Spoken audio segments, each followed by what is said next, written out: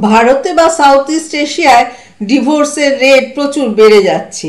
যদিও আমরা গর্ব করে বলি যে সারা পৃথিবীর ডিভোর্সের তুলনায় এখানে ডিভোর্স হয় সারা পৃথিবীর 1%, কিন্তু আমি অবাক হব না যদি এই রেট ম্যাসিভলি বেড়ে যায়।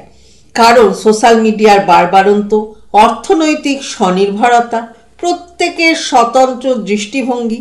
আমি কখনোই কোনো অপমানজনক রিলেশনশিপের পক্ষে নই। সব সময় কোনো ভুল বিয়ের থেকে বেরিয়ে আসা উচিত।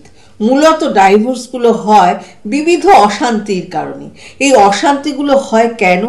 স্বার্থের সংঘাত, পরনারী বা পরপুরুষে আসক্তি, যৌতুক, মতের অমিল, আত্মসম্মান মোকাবিলা, বিবাহ বহির্ভূত সম্পর্ক, দাম্পত্য জীবন পালনের অক্ষমতা, ভরণ পোষণের ব্যয় বহন করতে অসামর্থ্য অথবা অস্বীকৃত। অনেকের সামর্থ্য থাকলেও সে ব্যয় বহন করতে চায় না অপরজনের।